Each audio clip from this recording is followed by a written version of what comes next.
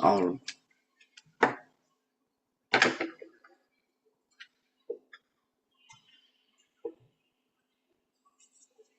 welcome in, welcome in. I'm glad you guys are really here. Let me adjust my light a little bit. How do you like my new setup? I'm in my library, right? I'm in my library, so definitely shout out to the library for the look. Man, we definitely have jumped into the Gnostic Gospels that have been in from. How do you like even the look at my view over here in the virtual world, right? Um, got a little fire going because definitely here. Yesterday and today are the coldest days in Southern California, where many of you and other places go. That's not cold for the acclimated to Southern California winter.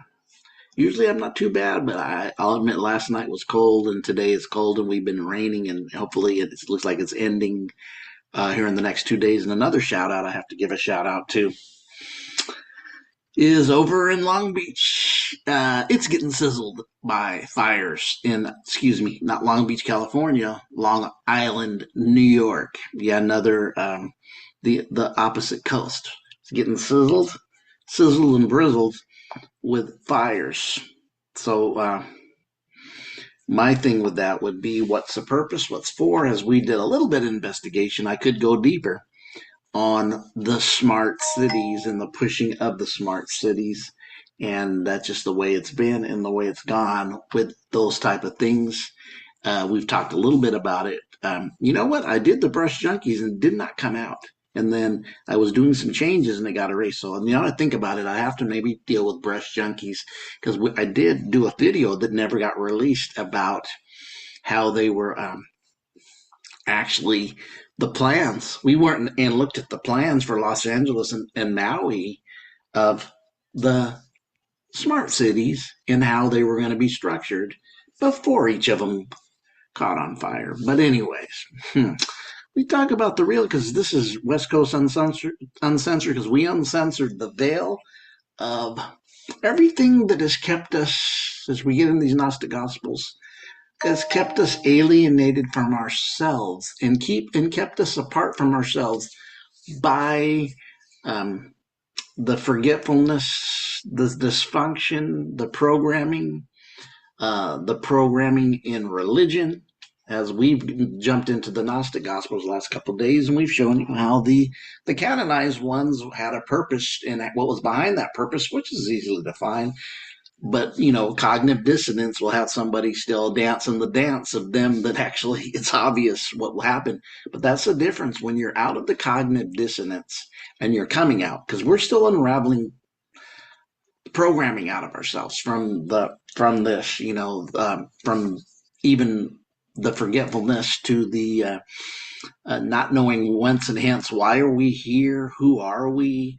Believing everything we're told from the day we're born to the day we're raised, even our parents not knowing, training us and teaching us things that we find start as we go through the process of waking up just were not so. And even to the religion, even to the polytricks, even to every aspect of this, it seems to be an agenda. And even into some of the things that I had found out, knowing and processing and going through for my awakening, and even some of the historical stuff that is attainable if you do the work. Many people won't do the work but act like they know. That's part of the cognitive dissonance. I've had people tell me in their life, "No, that's not true. That's just assumption." And people are saying that. And I go, "Have you did any studying on these aspects I'm talking about?" And they tell me no. And I got to look at them like, "You did nothing, no work, but yet you got an opinion." And a lot of the opinions that we have, even having an opinion in itself at times, is based on ego-driven opinion of fear-based, because the ego is really going to keep you fear-based, right? So through this, when we start losing that, we had the forgetfulness, and we have this spiritual kind of forgetfulness called, and even amnesia, hence where we came. We've kind of got into the book of Thomas, read the first 25 scriptures. We've even looked at the Book of Mary Magdalene, which had 3 to 4 chapters out of it when it was discovered in the Nag Hammadi. Gosh darn that! This is my phone. I may have to do something. I may have to turn it off for a bit because I don't like that because it's coming out anyways. Yeah, so I'm going to leave this like this. I don't like that little tone, and I know that I could get out of it, but I'm here present with this.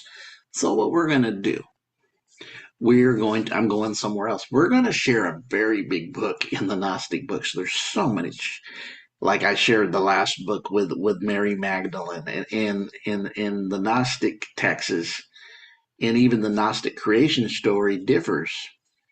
And even if you kind of know this, there are parts of the canonized books that this stuff is there if you have a revelation and come out of your dogma based fear, if you're a so called religions person or Christian, because it would go against your dogma. But those scriptures are kind of pushed aside because they don't want, their dogma reigns supreme and their programming reigns supreme until you kick the habit and wake up and start realizing, yeah, this stuff was not intended for your best interest, and there's many aspects of it was hidden, and we kind of went through there and attacked, murdered, pillaged, and raped it, and that comes from the church.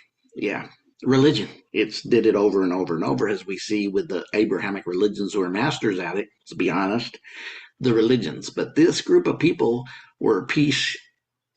Many of you who woke up into a spirit of wisdom and revelation, a lot of that is your gnosis that you didn't know. I didn't know. And I was kind of sharing my history when I came out in the early 90s and then started in the groups I was a part of after that. Um, but now I even know that I wasn't told then what I was getting, what I was learning, and the different disciplines that are all over the place from Gnosticism to exoteric to alchemy to hermeticism and so forth and so on. These were disciplines and disciplines within schools and the 12-step programs of schools you go through, which are now program centers for you all the way through into college or program centers. Not really giving you full truth, really having you equipped to be programmed. And I mentioned the 1907 school board meeting multiple times. We're not going to rehash that. Let's get into this because I'm going to share a book, and this is called The Secret Book of John. Now this book is very good, very deep, and let me know, those who have watched the Book of Thomas. We stopped at the 25th verse, and there's 114 if you want me to go back to that. But there's so much richness here and so many different books that I've been digging into and listening and auto listening and reading in my of what I have.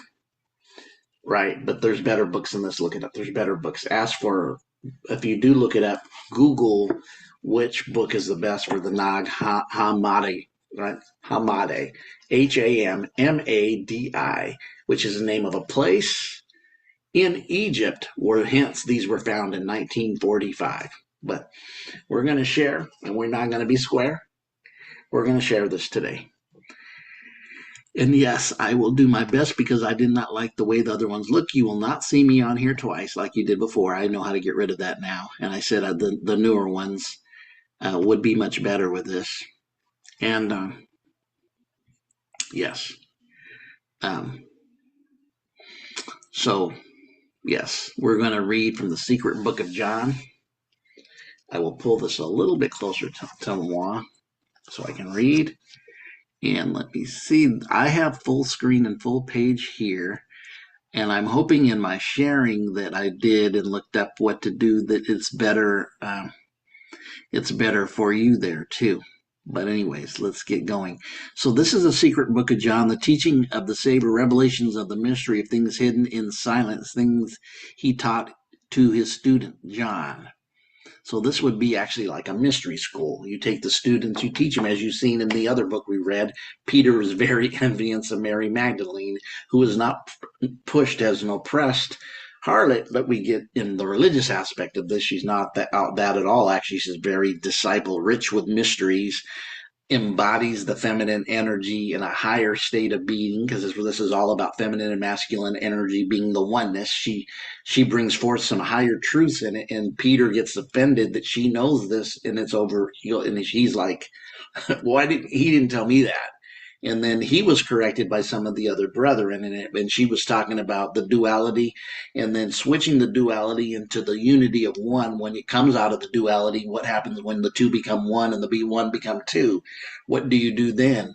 And it's very deep. And I said, these books are much deeper. It's for the deep ones. These books are for them who are ready for the higher knowledge. This is why it was kept so far away by the powers that be, and we know where that comes from. A city that has Om in it, Nanar, for the control through the religious aspect, which is nothing more but the ally of political. And as I said here all the time, exoteric knowledge, exoteric. For here, exoteric and esoteric are huge words that will create the difference of volumes of books of understanding. But let's get going. So it says the revealer appears to John. One day when John's brother James, the sons of Zebedee, went up to the temple, it happened to have a Pharisee named Armenius came up with him and said to him, "Where is your teacher, whom you followed?" I said to him, "He has returned to a place which he came." The Pharisee said to me, "The Nazarene has deceived you badly, filled your ears with lies, closed your minds, turned you from the traditions of your parents." So right now, as we know, or you should know if you're learning, is the Pharisees represent a sect of religious order that has power politically too, that pushes political agendas through their power. And I want to check my time because I'm definitely on a time thing. I know we've been on for 10, maybe around 7 to 10 minutes. Just want to check because I know I went 40 something minutes in the first video and 34. Trying to keep tight between that 30-minute mark to 35-minute mark, but also let the spirit have its way. So when you're dealing with Sadducees, Pharisees, you're dealing with a religious mindset, indoctrination that I've been talking about, and they're already saying he's lied to you, he's filled your ears with nonsense, and that your parents taught you. So it'd be the religious order handed down from parents. And these disciples are like, we came out, are type of you coming out of that order. Notice there's 12 disciples, right? There's 12. That number 12 keeps repeating even into when you even look at what they call astrotheology, was a lot of these books were based on the astral plane. The 12 disciples represent the 12 zodiac signs, hence represents Jesus being the sun, represents the sun and the 12 zodiac signs. Apostle being a post. But let's get back into this. There's a wealth of stuff here that's going to come out. He's deceived you badly. When I, John, heard this, I turned away from the temple and went to a barren place. I was distressed within, and I said, notice he turned away from the temple, but went to a mountainous and a barren place. Something that doesn't yield, but also it's a mountain, so it is a higher place. He got into a lone place that has not been produced any fruit yet. It's almost like the nothingness, the monad. And we'll find that out in Gnosticism. The monad in Pleroma is actually the place of the fullness of what, hence where the great nameless God comes from. You call it the Father. It's actually connected to the Father and Mother, as you'll see in the Gnostic Gospels. The feminine aspect is very much magnified through Sophia, which we will visit Sophia in this book going forth. How was and then distressed within? Notice he's distressed where? The barren place he went to was within. This is what it's telling you in the Revelation. He went to a higher state of being, but he went into the barren place within because it's barren to him. He needs to have this understanding because this religious Pharisee kind of trumped his card, kind of put some doubt and unbelief, and he's going back to find. He says, how was the Savior selected, and why was he sent into the world by his Father? Who is his Father who sent him? And what kind of eternal realm should we go? And when he was saying, when he was told us, the external realm in which he will go is modeled after the incorruptible realm. The eternal realm which he will go, this is heavy. He says, to what kind of eternal realm shall we go? And what was he saying when he told us? The eternal realm to which he shall go is modeled after the incorruptible realm. But he did not teach us what kind of realm that one is. And so when I see this, this is the understanding of wisdom of the feminine aspect of Sophia, right? The feminine aspect, Sophia. There's a book, a great book called The Pistis of Sophia that's powerful. And we will get into that too, is he did tell you there's an incorruptible realm. You're not understanding because of the lack of wisdom what that was. You're looking for the specific outer. When he keeps telling you, as we read the other books, it's within you. It's the inner. It's the inner. It's the inner. Knowing yourself. So let's go down. The moment I was thinking about this, look, the heavens opened and all creation under heaven lit up. The light came and the world shook. And I was afraid, and look, I saw within a light a child standing by me. As I was staring, it seemed to be an elderly person. So he's looking to see a child, but as he started staring, it seemed to be an older person. It seemed to be an old man or an older person and a child, younger person. These two opposites of duality show up. And again, it changed appearance to a youth. But there was several figures before me, rather was a figure with several forms within the light. So what we're seeing is what we've been taught, especially kind of our religion, is heaven and earth. But really, in Gnostic teaching, this is a realm aspect, different dimensional realms, densities of the truth. It isn't just one and one because we're multi-level, not marketing, we're multi-level individuals operating as in a physical body, appearing to be in one place, but actually our seven chakras, our seven auras, our seven colors, the seven aspects of us that are even finding out in science. What are they finding out by quantum physics? That nothing's really the past or the future, it's all one. And as in everything in this lower realm of matter, the fall into matter, which is a very lower, like this table that I'm pounding on, really is not solid. It vibrates. And as you go into the higher realms, you go from separation, because this appears solid, because it appears separating from the energy that it really is. It's really an energetic field and not solid. Energy moves. Even if you keep looking at it, it will, if you be the observer, it will even change, which we can find out in ancient alchemy and ancient esoteric alchemy, even as far back as China, in Taoism and Buddhism. That this philosophy of quantum is in their books. They don't share them quite like we share this. I do have one person who's really good at it, and I've shared her video once or twice, maybe again, but I've watched her, and it's powerful stuff. So when we start looking at it, he's having an experience. He's came into another form. He got up in the light. Heaven lifted up, and the world shook. His earth or his thinking shook. His mindset shook. He went to a mountainous place. This is, remember, a within experience. Don't look at it as a physical experience. And the figure and the light, the forms appeared, three forms. Watch it. The forms appeared through each other, and the figure had three forms. Figure said to me, John, John, why are you doubting? Why are you afraid? So doubt, and why are you fearing? Are you not familiar with the figure? Then do I not be faint-hearted? Not, I am with you always. I am the Father, I am the Mother, I am the Child. Three forms of oneness, unity. He was the Father, or you can call him the old man if you want, the gray beard. Figuratively speaking, this is not literal. This is energetic understanding. And I'm also the mother and the child. The child, remember, what did he see? I seen the child, and I seen an old man or an elderly person. These are the three forms, but he didn't mention the feminine aspect as of yet. So when he starts looking at the three forms, are you afraid? Let me get down to where mother. I am the child. I am the incorruptible and the undefiled one. And now I've come to teach you what is and what was and what is to come. Notice what is, what was to come, the three forms again. Child, father, mother.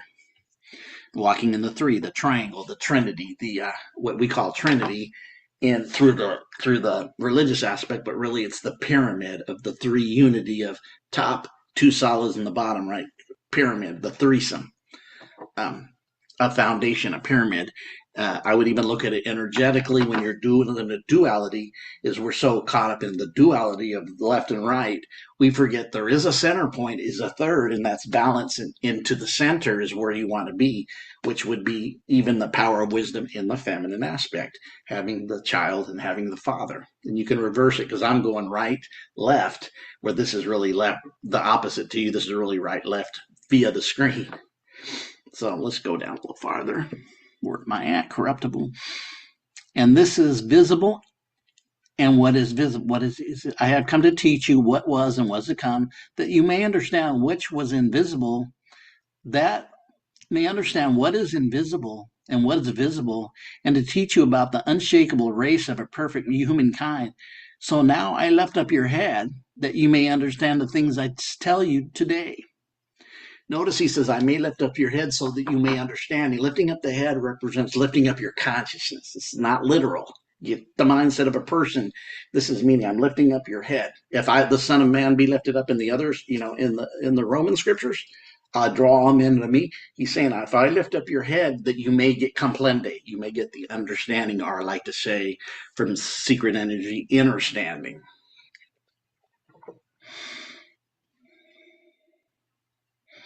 Where are we at?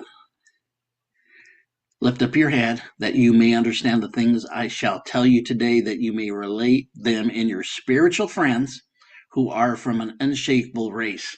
Your spiritual friends. He didn't say physical. He didn't say carnal. He's talking to the spirit. That's why I love these books. Go into the depth of our soul more than the other indoctrination, who has, you have to go through the eye of the needle and find spiritual things, because there's a lot of fluff, like when you get a box and there's one gift in and you have to take all the styrofoam out, and you go, man, this thing's 95% styrofoam, as you're tossing top, then you go, oh, thank you for the needle in the haystack, or the gift.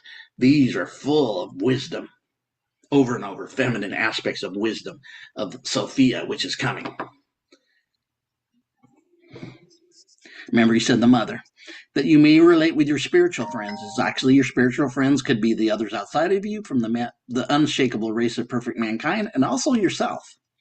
So the one, talking about the one. If I asked if I might understand this, and it said to me, the one is sovereign and has nothing over it. It is a God and the Father of all, the invisible one that is over all, that is incorruptible and is pure, at which no man can gaze, no eye can gaze. The one is invisible spirit.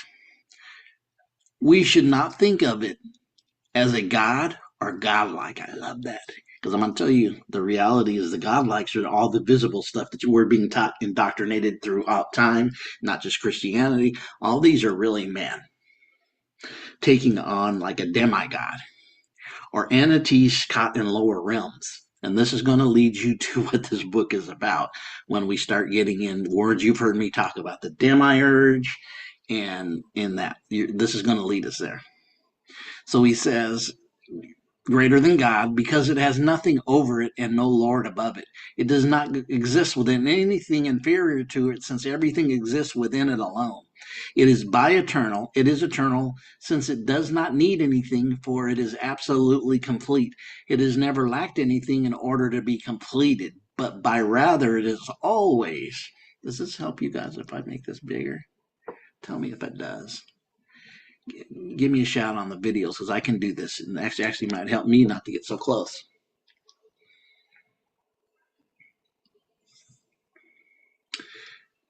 Greater than God, okay, and he goes, inferior, anything within it. It is eternal, since it does not need anything, for it is absolutely complete. It has never lacked anything in order to be completed, but by rather is always absolutely complete in light. The one is illimitable. Since there's nothing before it to limit it, unfathomable, so there's nothing before it to fathom it, immeasurable, since there's nothing before it to measure it, invisible, since nothing has seen it, Eternal, since it exists eternally. Unutterable, since there's nothing that can comprehend it to utter it. Unnameable, unnameable, unnameable.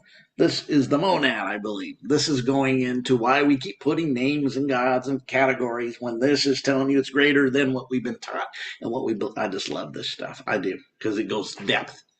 We don't have to comb through it to find it in the canonized ones that need I say more, you knowers, which knowing means Gnostic. That's why it's called the Gnostic Gospels, since there's nothing before it to give it a name. Notice when you name something, you label it. When you name something, you label it. And guess who was the namer? Was Adam in the story, right? He named the beast of the ocean, the beast of the fields, labeling them. The one is immeasurable,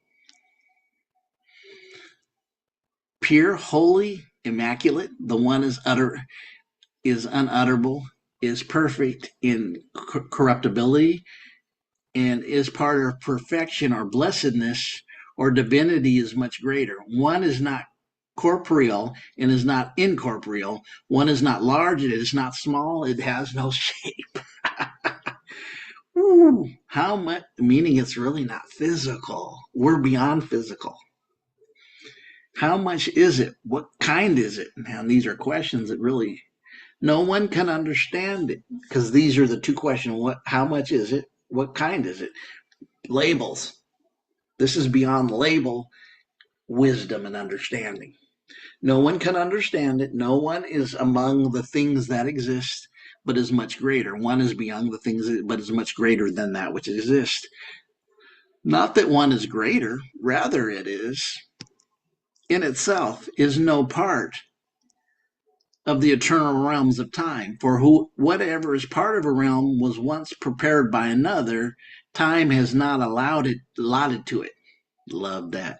Since it receives nothing from anyone, what should be received would be on loan. The one is the first that does not need to receive anything from another. Such a one beholds itself in light.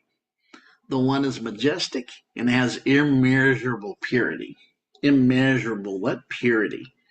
Immeasurable purity. I love that. The one is a realm that gives a realm. So if you don't create a realm, because nothing created it, it would be the creator, but it also would come to a place of being in a place that isn't. The nothingness is all things, or potentiality would be even in this place, the monad, or the dark, the nothingness, which is the all, the realm that gives life. Blessed is the one that gives blessedness, knowledge that gives knowledge, a good one that gives goodness, mercy and gives mercy, and redemption, grace that gives grace.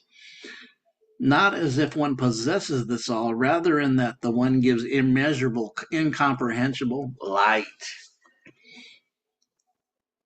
What shall I tell you about it? Its eternal realm is incorruptible, at peace, dwelling silence, at rest before everything. It is the head of the realms. It sustains through its goodness. We would not know what what is effable. We would not understand what is immeasurable were it not come from the Father. This is the one who has told these things to us alone. So when you see the story, they were taken to a higher place. They had to go within themselves and even empty out, become barren. You had to get all that stuff out. You're not bearing anything. You're not, but you're troubled within. So you can be in a place to receive by getting rid of all your connections. And Barbello. So this is going to be something that you're going to see, this aspect of what Barbello is in Gnosticism that you don't hear in regular Christianity. So get ready for it. Now, Father is one who beholds himself in the light surrounding him, which is the spring of the living water and provides all realms. He reflects his image everywhere. So think about it. He water, what she does, provides all realms, and he reflects his image where? Through each realm, everywhere. Sees it in the spring of the Spirit and becomes enamored of his luminous water. For his image is in the spring of pure luminous water surrounding him. The Father thought became a reality. And she who appeared in the presence of the Father in shining light came forth. She is the first power who preceded everything and came forth from the Father's mind, has the forethought of all. Her light shines like a Father's light. She's the perfect power, is the image of the perfect invisible Virgin Spirit. She's the first power, the glory of Barbello, the perfect glory among the realms, the glory of the revelation, the perfect glory among the realms, the glory of the revelation. She glorified, praised the Virgin Spirit, for because of the Spirit she came forth. She is the first thought. That's, you can even say that would be later they call the Logos, the image of the Spirit. She became the universal womb, for she precedes everything, the mother and father, the first human, the Holy Spirit, the triple male, the triple power, the androgynous one with three names, androgynous one with three names. And there's some things that I've even thought about doing, and I'm going to do with symbols, because the symbols are so corrupted by the powers that be. Tell the truth, we just uncensor everything. By hijacking symbols and making them demonized, which we see over and over and over and over and over in our televisions, the promotions, the religion pushes the names, when a lot of these symbols had nothing to do with that in its origination. Like Baphomet. Baphomet had nothing to do with the demon Lucifer and all the stuff that's been propagated that they made it to be when they hijacked the symbol. It represented androgenation, being androgynous. And what this means is representing, not physically, that all of us have the feminine and energy and the masculine energy within us. The father and mother and the balance of the child are within us. Within us. It's what makes every energy go in all the realms, because everything's spirit, which is energy, all realms. All around the spirit energy, every energy, this goes into Hermetic law, is feminine and masculine energy. Not just people, not just animals. Everything's feminine magic. Your car batteries, plus and minus feminine and masculine energy. The androgynous one with three names, the eternal realm among the invisible things, first to come forth. Barbello asked the invisible Virgin Spirit, give her knowledge. And the Spirit consented. When the Spirit consented, the foreknowledge appeared and stood by the forethought.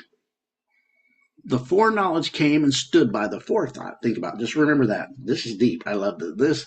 This is the one who came from the thought of the invisible Virgin Spirit. Foreknowledge glorified the Spirit and Spirit's perfect power. Barbello, for because of her knowledge, foreknowledge came into the being. She asked again to be given incorruptibly, and the Spirit consented. When the Spirit consented, the incorruptibly appeared and stood by thought and foreknowledge. Remember, they stood next to each other. Incorruptibility glorified invisible one, Barbello. Because of her, they had come into being. Barbello asked to be given eternal life, or life eternal, and the invisible Spirit consented. When the Spirit consented, life eternal appeared and they stood together and glorified the invisible Spirit. And Barbello became her and became of her and came into being. She asked again to be given truth, and the visible Spirit consented. Truth appeared, and they stood together and glorified the good invisible Spirit and its Barbello. Because of her, they became into being. This is the Father's realm of five. It's the first human, the image of the invisible Spirit, that is forethought, which is Barbello, and thought along with foreknowledge, incorruptibility, eternal truth, that is the androgynous realm of 5, which is the realm of 10, which is, I love that. Just gave you, when it came to being, remember, this is not, don't look at Barbello as a person, as an energetic truth of what it is. And even I would suggest, and I may do that, look at what the word means, Barbello. But it's the androgynous 5, which is a realm of 10. So we're looking at realms of 10 or dimensions of 10 in the realm of 5, which is first human, image of the invisible spirit, which is the forethought, right? Which is Barbello. Barbello's the forethought. And thought, forethought and thought, along with foreknowledge, because remember they stood side by side, incorruptibly, life eternal truth, which is in the androgynous realm of 5. Androgynous means you're both. You have masculine energy, physical, and we actually do in the spiritual realm, not manifested physically, of course.